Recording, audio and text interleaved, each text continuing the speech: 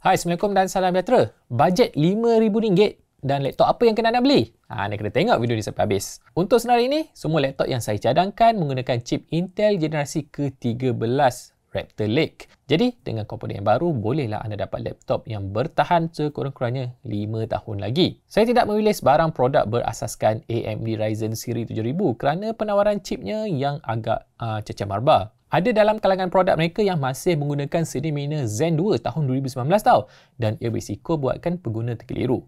Mungkin mereka terserempak dengan laptop yang harga dia rendah dengan chip siri 7000 tanpa menyedari yang ia adalah daripada seni bini yang lama. AMD Ryzen siri 8000 akan dihancarkan dalam bulan Februari 2024 nanti, dan pada ketika itu mungkin AMD akan memperkemas katalog penawaran mereka. Tambah pula, chip Raptor Lake daripada Intel kali ini agak bagus. Saya tiada masalah untuk sarankan kepada anda.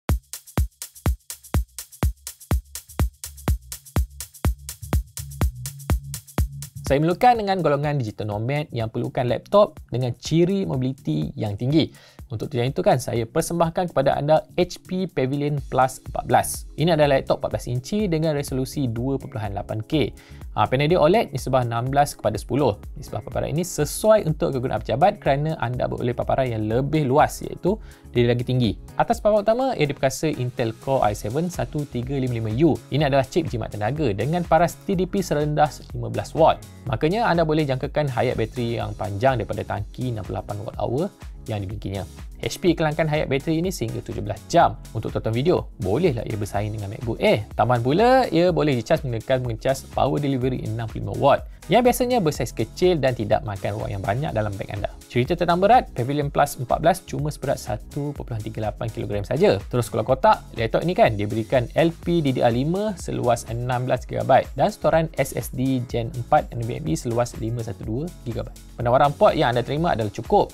Anda dapat USB-C dengan Thunderbolt, USB-A, HDMI dan juga jack audio 3.5mm.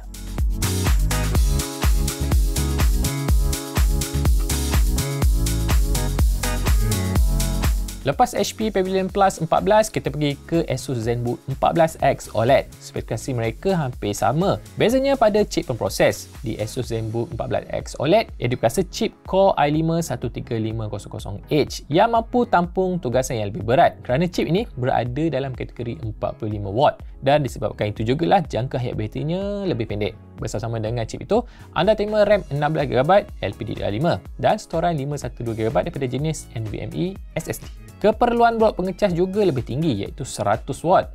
Jadi mencari pengecas yang sesuai adalah lebih sukar, dan biasanya pengecas 100 watt dia punya saiz dia lagi besar. Namun kalau anda tak kisah kan, laptop ini dia ada pensejilan military standard 810H yang pastinya beri anda lebih keyakinan untuk bawanya dalam persekitaran yang lasap. Badan yang lebih tegap mungkin bermakna ia perlu gunakan bahan besi yang lebih banyak kerana jisim laptop ini lebih berat pada 1.56 kg. Beralih ke bahagian paparan, ia ada panel OLED 14 inci beresolusi 2.8K dengan nisbah 16:10. Jadi ruang kerja anda lebih luas dengan skrin yang lebih cerah. Penawaran port yang standard diberikan seperti USB-C dengan Thunderbolt, USB-A, HDMI dan juga jack audio 3.5mm.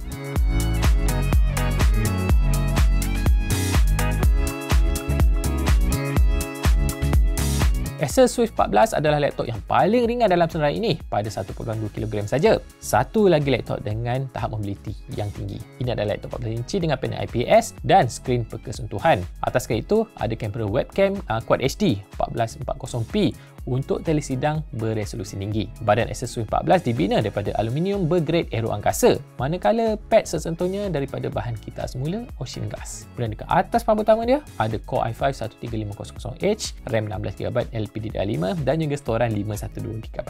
Bateri yang terkandung pada laptop ni adalah berkapasiti 56 Wh dengan pengecas 100 watt disediakan di dalam kotak. Tempoh khidmat berbekalkan bateri ini diiklankan pada 9.5 jam. Port I/O yang anda temui adalah standard je macam tadi, USB-C Thunderbolt, USB-A, HDMI, kemudian anda dapat RJ45 dan juga audio 3.5mm.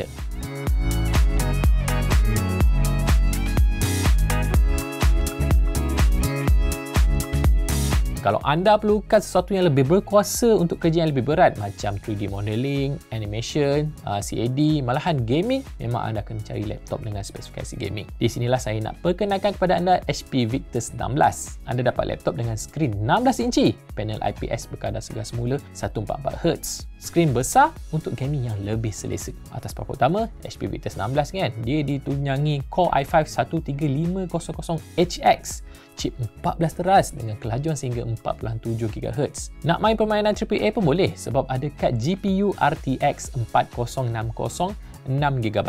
Bersama-sama dengan chip itu, anda dapat RAM 16GB DDR5 dan ia boleh diperluas. Storan yang anda terima pula adalah 512GB. Rekaan luar laptop ni nampak macam bukan laptop gaming. Jadi tak adalah malu sangat kalau nak bawa pergi office. Tapi dekat bahagian dalam, anda dapat papan kekunci bersaiz penuh.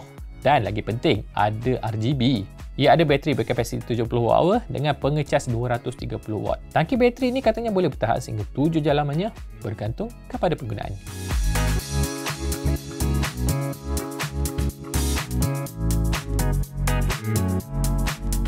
Lenovo Log 16 adalah satu lagi laptop yang boleh anda pertimbangkan untuk kerja berat. Kelebihannya berbanding HP Victus 16 tadi adalah panel paparan Log 16 ada nisbah 16:10. Jadi anda dapat ruang kerja yang lagi tinggi. Ia gunakan panel IPS beresolusi 1920x1200 dengan kadar semula 165Hz. Atas papan utama, Log 16 menyalakan CPU Intel Core i5 13420H bersama dengan RAM 8GB DDR5 dan storan 512GB. RAM laptop ini kan boleh dinaik taraf di kemudian hari. 8GB mana cukup? Buat pengetahuan anda, Log 16 adalah laptop pertama dunia yang ada chip AI khas untuk optimumkan prestasi sewaktu anda bergaming. Macam HP Victus 16 tadi, rekaan Log 16 juga agak low-key, namun paparan kekunci RGB padanya lebih canggih. Ia ada pencahayaan RGB 4 zon yang boleh anda tetapkan pada berlainan warna. Penawaran port pula anda terima port-port macam USB-C, Thunderbolt, USB-A, HDMI, jack audio 3.5mm dan juga port RJ45 untuk sambungan LAN. Tangki bateri 60Wh laptop ini boleh diisi dengan pengecas 170W yang disediakan ataupun melalui port USB-C power delivery sehingga 140W.